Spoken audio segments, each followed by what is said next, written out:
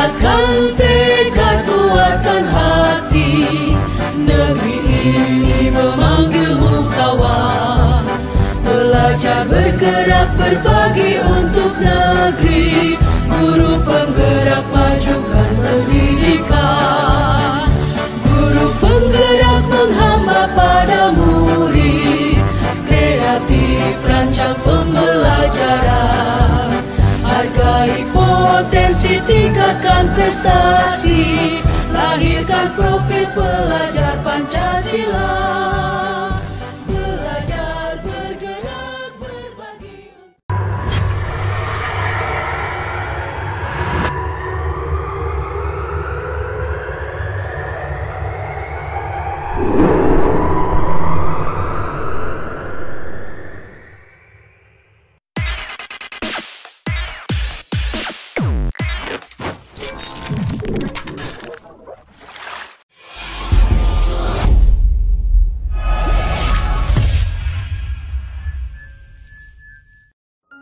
Assalamualaikum warahmatullahi wabarakatuh.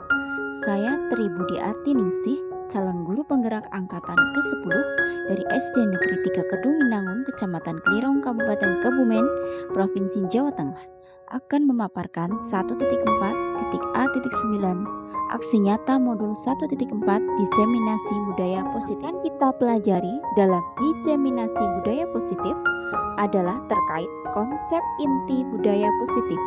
Yang pertama, perubahan paradigma belajar. Kedua, disiplin positif. Ketiga, nilai-nilai kebajikan. Keempat, kebutuhan dasar manusia. Yang kelima, motivasi perilaku manusia. Keenam, posisi kontrol guru. Ketujuh, keyakinan kelas. Dan yang kedelapan adalah mengenai segitiga restitusi.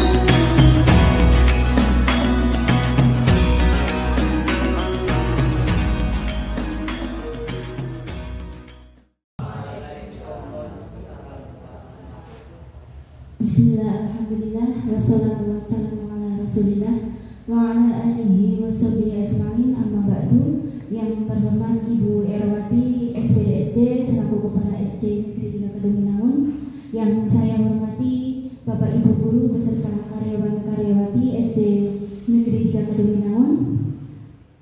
Pertama-tama marilah kita memanjatkan puja dan puji syukur kehadirat Allah SWT yang telah melimpahkan rahmat, taufik, hidayah serta inayahnya kepada kita semua, sehingga pada hari ini kita dapat berkumpul bermuajahah dalam acara diseminasi budaya positif. Salawat serta salam semoga tetap tercurahkan kepada junjungan Nabi Agung Muhammad Sallallahu Alaihi Wasallam beserta para sahabatnya, tabi'in dan tabi'in, dan semoga kita termasuk golongan yang mendapatkan syafaatnya di yaumul qiyamah. Allahumma amin.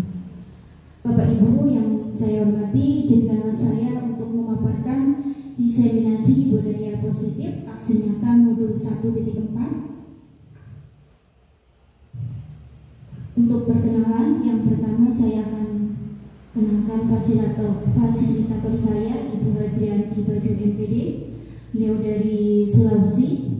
Yang kedua, pengajar praktik saya yaitu Ibu Kafi Rahma MPD, beliau Ibu Kepala Sekolah SD Negeri Siti Rejo, Kecamatan Pirong. Selanjutnya Ibu Erwati SPDSD selaku Kepala Sekolah SD Negeri 3 Kedung, dan saya sendiri Tribudi Ardiningsih sebagai calon guru penggerak angkatan ke-10. Baiklah Bapak Ibu, sebelum pemaparan materi saya mulai, silakan untuk persiapan speaking ya Bapak Ibu, untuk berdiri monggo.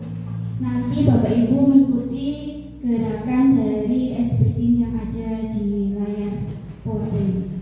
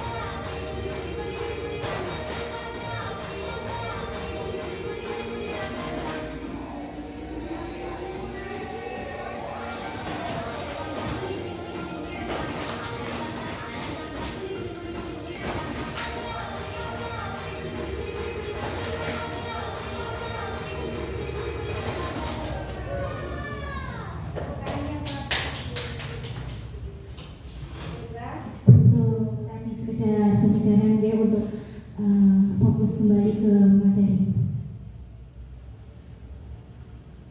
Untuk budaya positif di sekolah, di sini menerapkan nilai-nilai positif yang ada di sekolah, yaitu menumbuhkan motivasi intrinsik pada diri siswa untuk mewujudkan profil pelajar Pancasila. Budaya positif tersebut merefleksikan mutu sekolah tersebut yang akan membantu pencapaian visi sekolah. Untuk mewujudkan visi sekolah, peran guru dan warga sekolah harus berkolaborasi dalam mewujudkan budaya positif. Intinya dalam hal ini, wujud penerapan budaya positif di sekolah yang pertama yaitu adalah merancang kesepakatan sekolah atau merancang kesepakatan kelas, yaitu dengan adanya rancangan kesepakatan kelas nanti akan terbentuk keyakinan kelas, dan selanjutnya akan menciptakan lingkungan yang positif. Untuk konsep inti budaya positif dalam hal ini yang akan kita pelajari nanti ada beberapa hal. Yang pertama adalah perubahan paradigma belajar, yang kedua adalah disiplin positif, yang ketiga adalah nilai-nilai kebajikan, dan yang keempat adalah kebutuhan dasar manusia. Selanjutnya adalah motivasi perilaku manusia, yang keenam posisi kontrol guru, ketujuh keyakinan kelas, dan yang kedelapan adalah segitiga restitusi. Jadi ada 8 konsep inti budaya positif yang akan kita pelajari dalam pemaparan diseminasi budaya positif kali ini. Untuk yang pertama yaitu perubahan paradigma belajar. Dalam hal ini paradigma pembelajaran yang dirancang berdasarkan prinsip pembelajaran berdiferensiasi. Artinya peserta didik itu belajar sesuai kebutuhannya berdasarkan tahap perkembangan sesuai teori psikologi untuk mewujudkan profil pelajar Pancasila. Dalam hal ini dimensi profil pelajar Pancasila yang pertama adalah beriman bertakwa kepada Tuhan Yang Maha Esa dan berakhlak mulia. Yang kedua adalah mandiri. Yang ketiga adalah bernalar kritis. Yang keempat berkebinekaan global, dan selanjutnya bergotong royong, dan yang terakhir adalah kreatif. Dalam mengubah paradigma belajar ini menurut Stephen R. Covey, bila kita ingin membuat kemajuan perlahan, sedikit-sedikit ubahlah sikap atau perilaku Anda.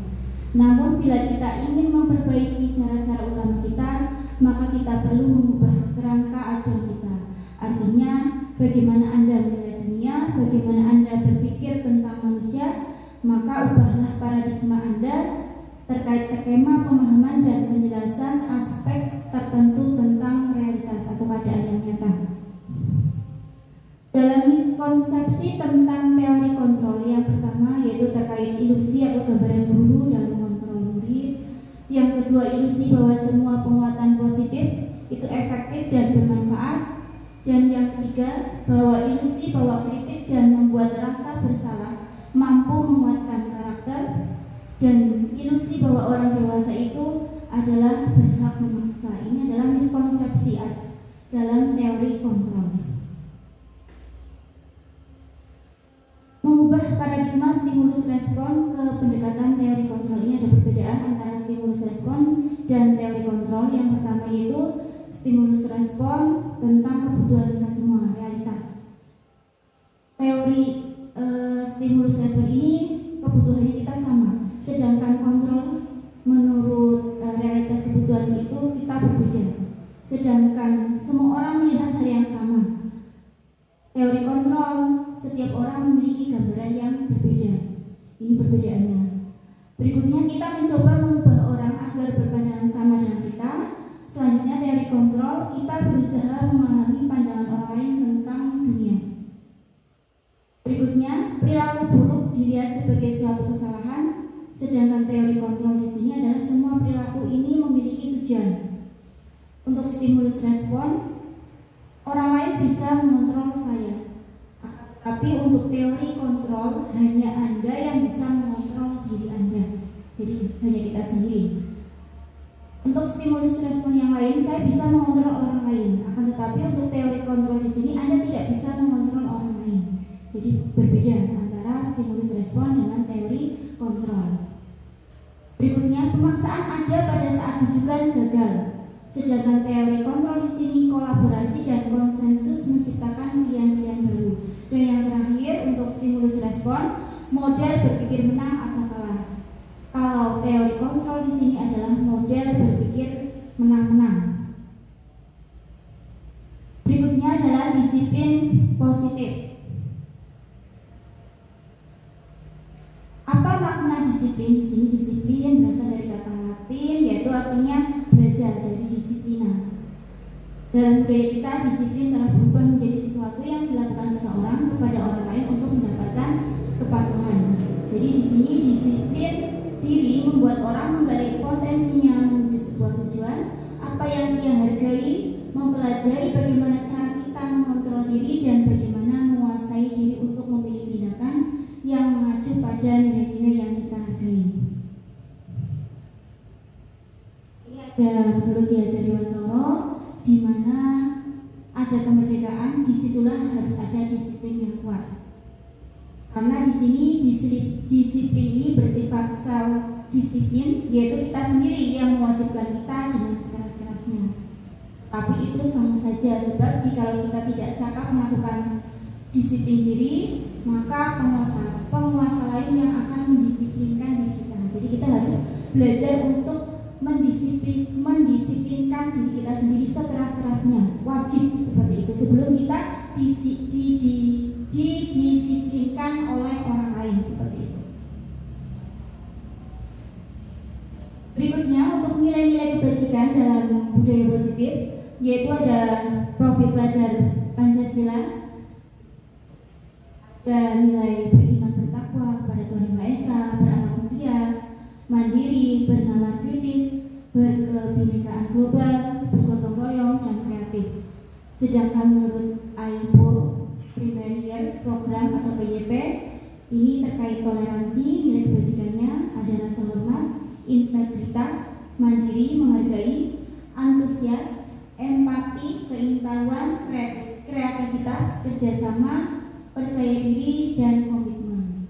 Yang ketiga, nilai kebajikan dari keterampilan hidup, yaitu dapat dipercaya, lurus hati, pendengar yang aktif, tidak merendahkan orang lain, yang terakhir adalah memberikan yang terbaik dari diri.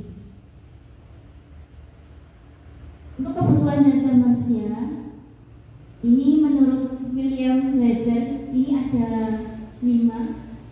Ada yang pertama, yaitu kebutuhan untuk bertahan hidup, yaitu penguasaan, ada kebutuhan kesenangan, kebutuhan kebebasan, kasih sayang, dan rasa diterima di sini. Jadi untuk berubah ada dalam diri kita. Jadi jika kita dapat mengidentifikasi kebutuhan yang mendorong perilaku kita, maka perubahan perilaku positif dapat dimulai dengan mencari solusi untuk memenuhi kebutuhan tertentu dengan cara yang positif. Jadi ada penguasaan, kesenangan, kebebasan, maupun kasih sayang dan rasa diterima, seperti itu. Untuk merefreshingkan kembali Bapak Ibu, kita sejenak untuk speaking kembali ya. Monggo untuk mengikuti gerakan yang ada di layar PowerPoint. Berdiri monggo Bapak Ibu.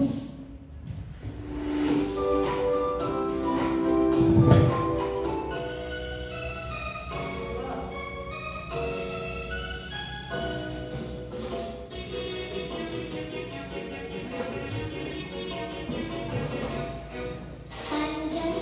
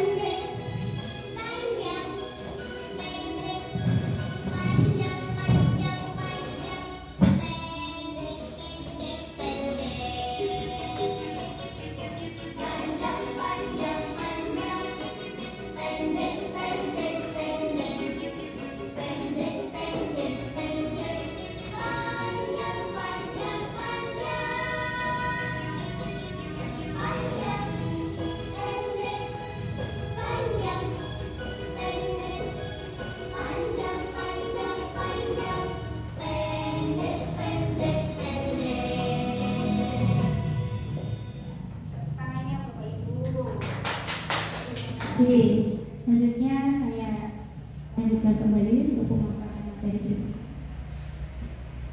yaitu terkait motivasi perilaku manusia. Motivasi perilaku manusia yang pertama yaitu ada motivasi eksternal, yaitu untuk menghindari ketidaknyamanan atau hukuman di sini. Yang kedua, motivasi eksternal di sini tujuannya untuk mendapatkan imbalan atau penghargaan dari orang lain. Jadi di sini motivasinya dari luar, ya. Yang kedua yaitu motivasi internal, ini dari dalam, yaitu tujuannya untuk menjadi orang yang mereka inginkan dan menghargai diri sendiri dengan nilai-nilai yang mereka percaya. Sedangkan perbedaan di sini antara hukuman dan penghargaan. Yang pertama, hukuman yaitu bersifat tidak terencana atau tiba-tiba. Sedangkan yang kedua, tanpa melalui suatu kesepakatan. Yang ketiga yaitu hukuman yang diberikan bisa berupa fisik maupun psikis dan menimbulkan rasa sakit di sini. Sedangkan penghargaan, kalau penghargaan di sini menghilangkan motivasi dari dalam, tapi tidak efektif untuk perilaku anak.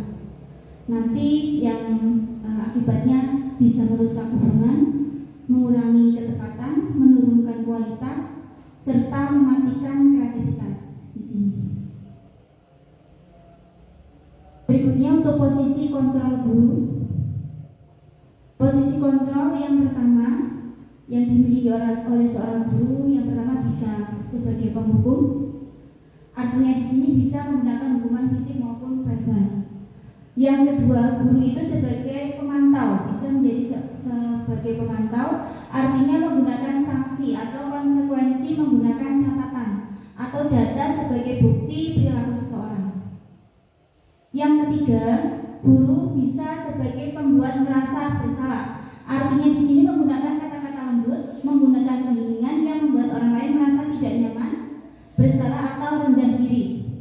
Yang keempat, yaitu posisi guru bisa sebagai teman oleh peserta didik, yaitu artinya mengontrol murid melalui persuasi atau ajakan. Murid akan bertindak atau bergantung pada guru tertentu. Ini sebagai teman.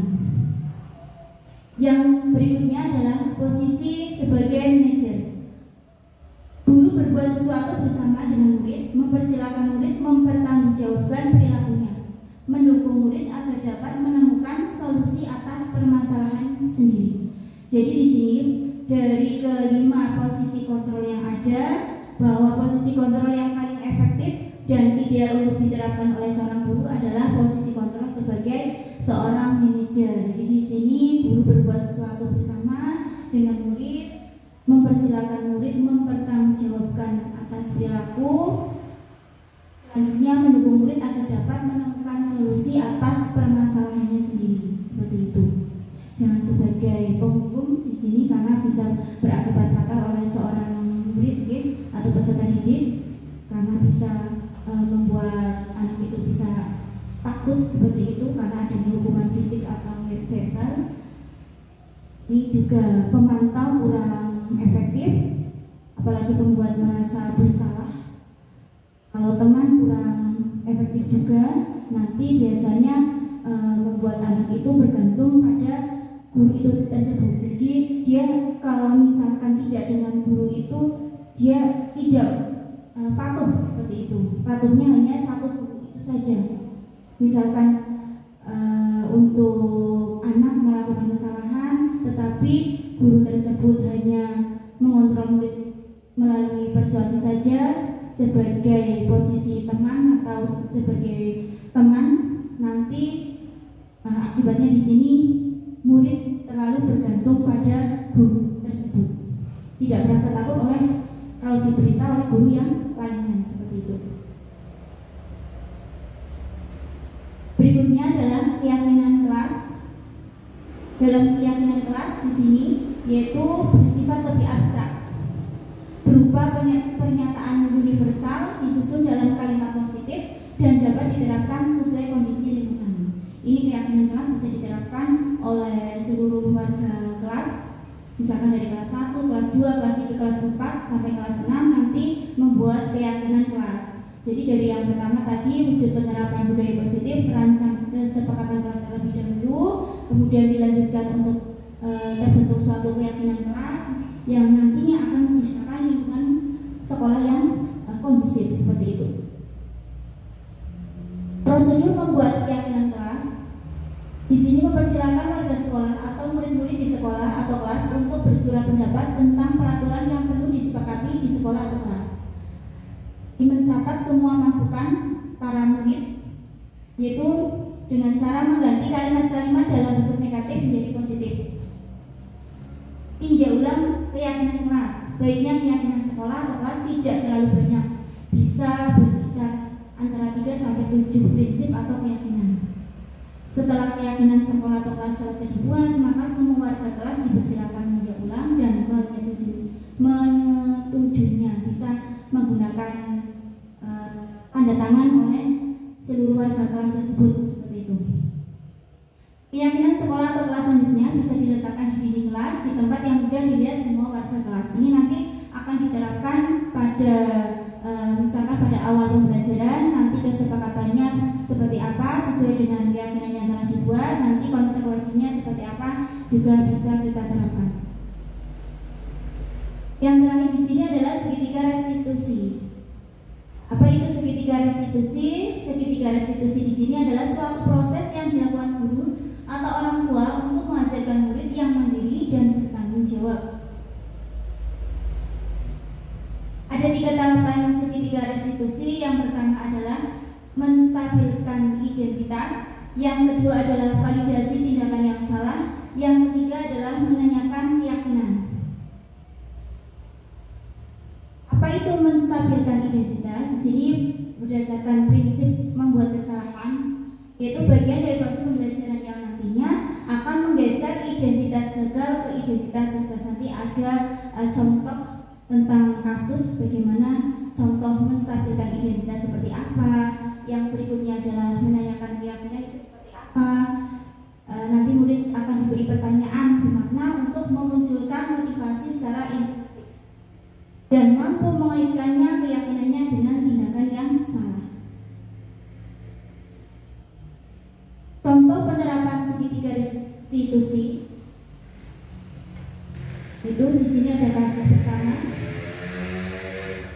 Di sini saya memberikan contoh dari kelas 6, yaitu seorang siswi yang bernama Desti, di mana Desti ini tidak terima jika pekerjaannya dicontek oleh temannya. Dia marah dan membanting kursi milik temannya.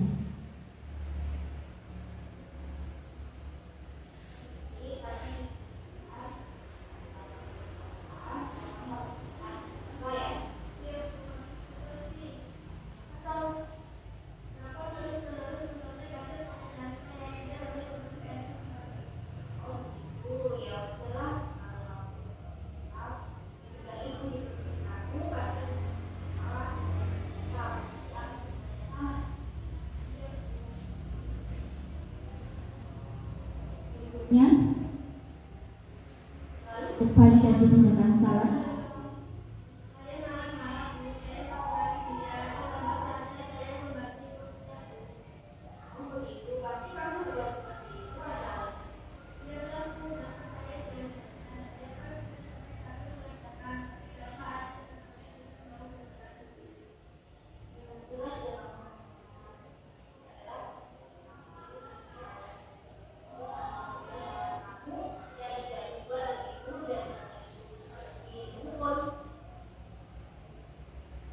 Berikutnya untuk menanyakan keyakinan.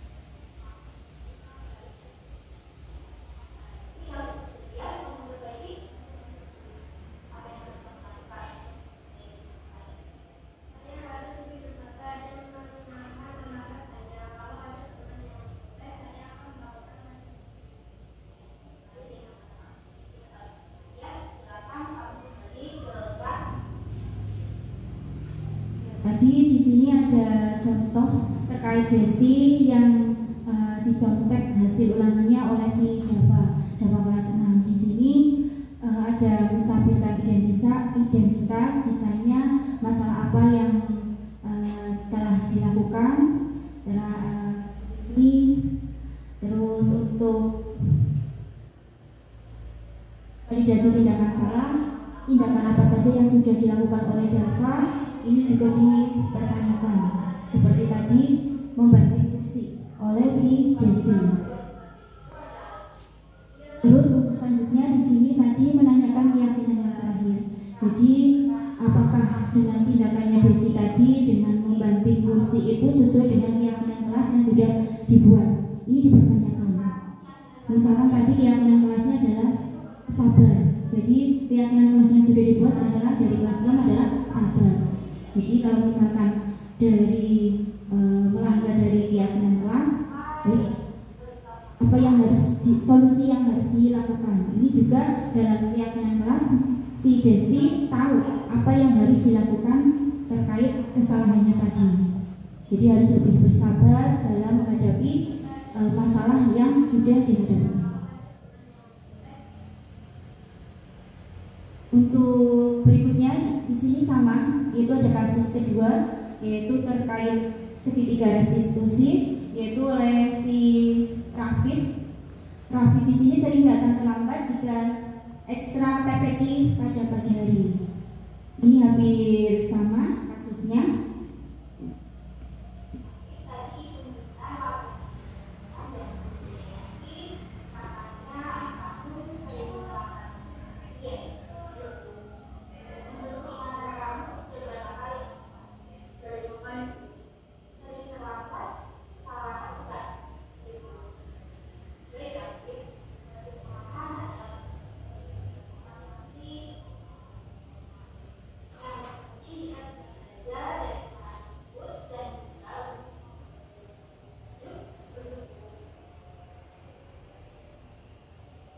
Perintahnya validasi tindakan salah.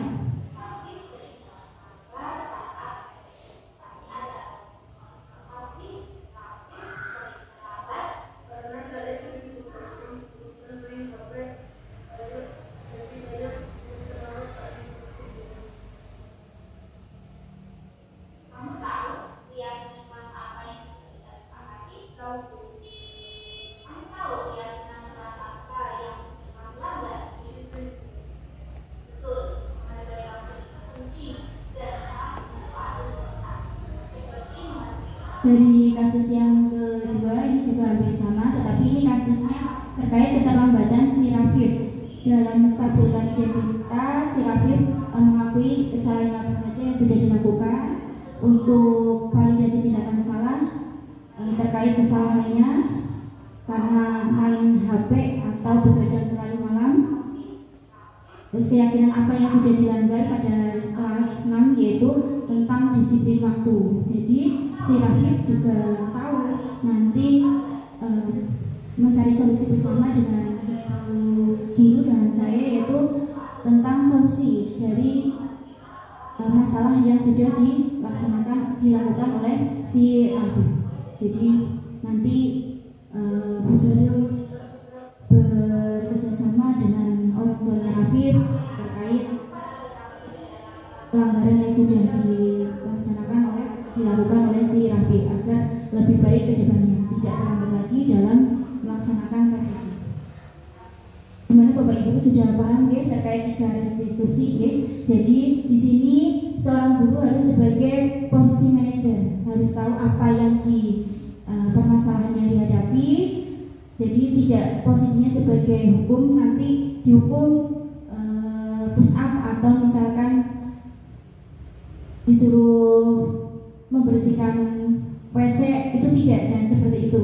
Tetapi misalkan anaknya dipanggil terlebih dahulu, dipertanyakan baik-baik masalah yang sudah dihadapinya, yang berikutnya ditanyakan kenapa melakukan seperti itu, tujuan itu apa. Yang selanjutnya yang ketiga tadi adalah menanyakan keyakinan. Jadi keyakinan kelas yang sudah dilanggar itu apa saja, seperti itu, dan mencari solusi bersama dengan murid tersebut. Gitu ya Bapak Ibu ya. pertama bukan untuk menebus kesalahan, tetapi untuk belajar dari kesalahan, yaitu yang tujuannya adalah memperbaiki hukuman, tawaran bukan paksaan. Restitusi di sini menuntut untuk melihat ke dalam diri, mencari kebutuhan dasar yang mendasari tindakan. Restitusi diri di sini adalah cara yang paling baik. Jadi fokusnya pada karakter anak, bukan tindakan, tapi fokus pada solusi, mengembalikan murid yang berbuat salah pada kelompoknya. Jadi agar mereka tahu, oh kesalahannya apa, nanti bagaimana cara mencari solusinya. Di sini ada tentang segitiga restitusi yang bisa kita terapkan dalam kehidupan kita sebagai seorang guru di sekolah. Nah, tidak ada pertanyaan atau tidak, Bapak Ibu? Tidak ada, ya? Sudah jelas semuanya? Kalau tidak ada, kita langsung ke refleksi, ya? Untuk refleksi yang pertama di sini ada pertanyaan, apa pengalaman baru yang Anda dapatkan setelah mengikuti diseminasi ini? Yang kedua, apa pembelajaran yang Anda dapatkan dari materi budaya positif ini? Dan yang ketiga, menurut Anda setelah mengikuti kegiatan penerapan apa yang akan Anda lakukan di kelas atau sekolah? Monggo untuk Bapak Ibu, satu pertanyaan satu guru, monggo, atau bisa tiga-tiganya, silakan. Untuk yang pertama, monggo. Pak Supri.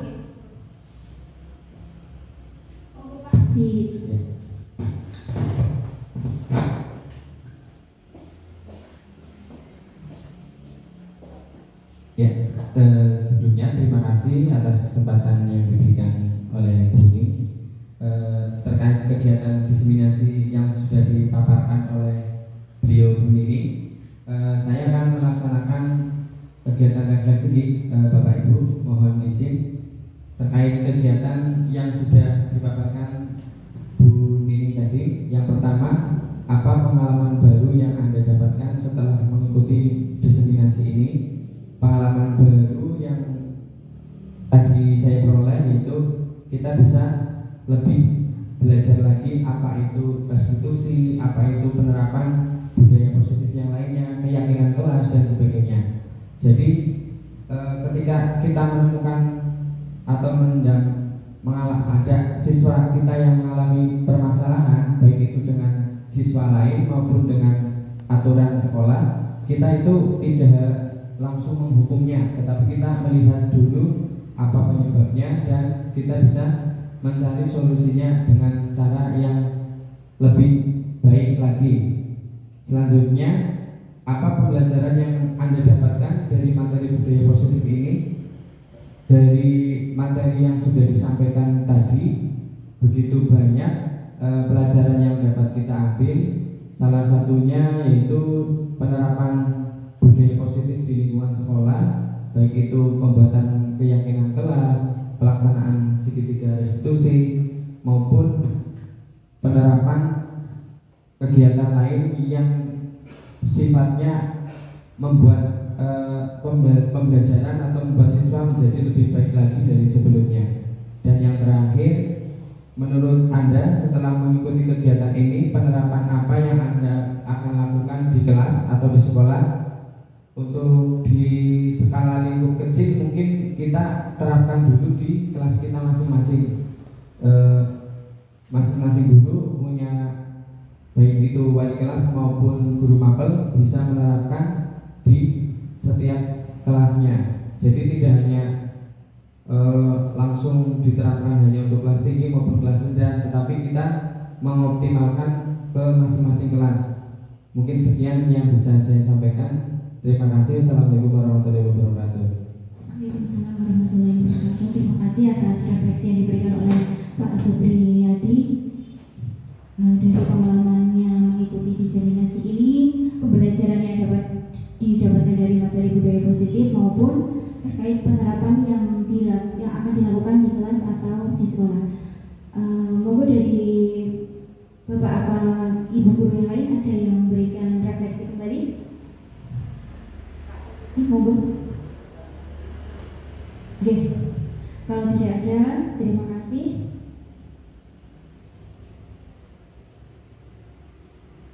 Terima kasih untuk waktu yang diberikan oleh Bapak Ibu guru. terkait diseminasi budaya positif. Sebelum saya akhiri, saya akan berpantun terlebih dahulu. Jalan ke lembah tidaklah rata, di ujung kali tumbuh melati. Mohon maaf segala kata, presentasi ini moga mengena di hati. Terima kasih. Wassalamualaikum warahmatullahi wabarakatuh. Berikut foto dokumentasi diseminasi budaya positif.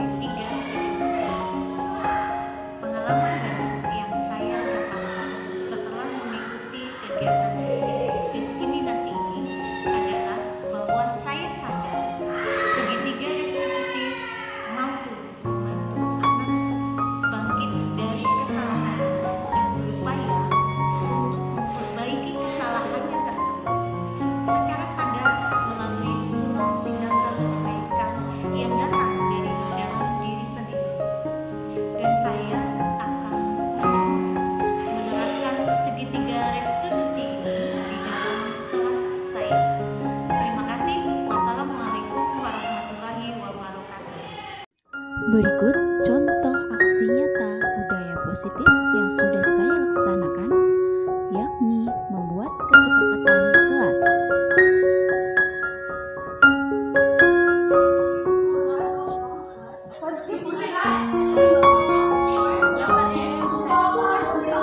Buruan, persiapan.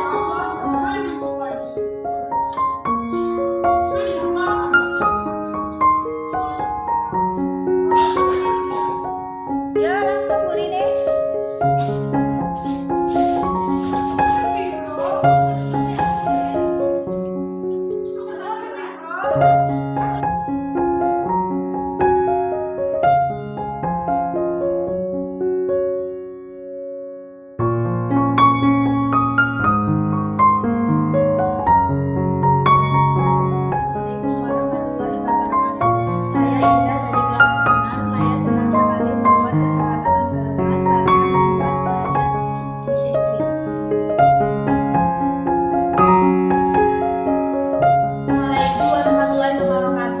Saya Najwa dari kelas 6. Sangat penting membuat kesepakatan kelas karena membuat saya lebih baik.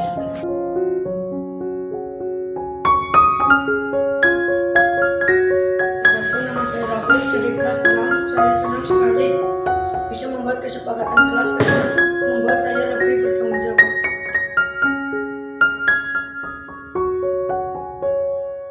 Assalamualaikum warahmatullahi wabarakatuh. Saya Rere dari kelas 6. Saya senang sekali membuat kesepakatan kelas karena membuat saya disiplin.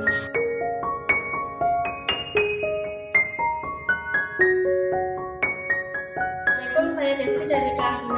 Sangat penting membuat kesepakatan kelas karena membuat saya lebih baik.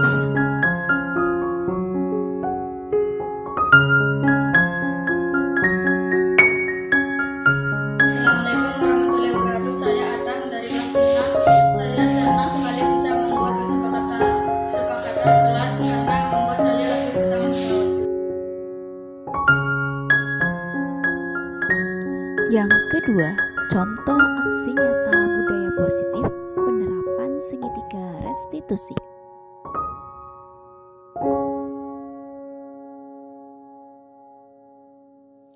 Sebelumnya, saya akan membahas terkait segitiga restitusi. Segitiga restitusi adalah suatu proses yang dilakukan guru atau orang tua untuk menghasilkan murid yang mandiri dan bertanggung jawab. Adapun 3 tahapan segitiga restitusi. Yang pertama, menstabilkan identitas. Yang kedua, validasi tindakan yang salah. Ketiga, menanyakan keyakinan. Dalam menstabilkan identitas, harus berdasarkan prinsip membuat kesalahan, yakni merupakan bagian dari proses pembelajaran yang nantinya menggeser identitas gagal ke identitas sukses. Sedangkan validasi tindakan salah harus berdasarkan prinsip setiap perilaku berupaya memenuhi suatu kebutuhan tertentu, yakni guru akan bergeser dari pemikiran stimulus respon menjadi tahap yang ketiga adalah menanyakan keyakinan. Murid akan diberi pertanyaan-pertanyaan bermakna untuk memunculkan motivasi secara intrinsik sehingga mampu mengaitkan keyakinan. Kasus pertama.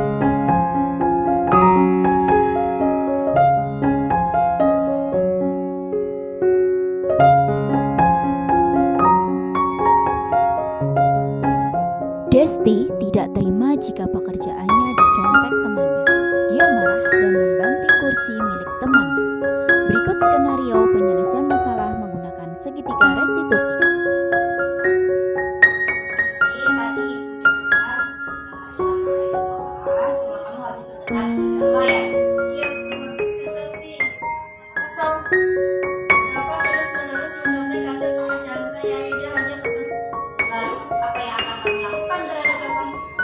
Saya marah-marah, Bu. Saya maki-maki dia dan Bapak sadar saya membagi kursinya.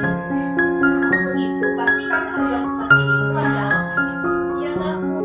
Sekarang coba temukan tindakan marah seperti tadi membanting kursi.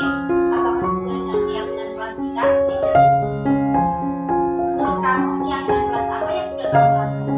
Assalamualaikum warahmatullahi wabarakatuh. Nama saya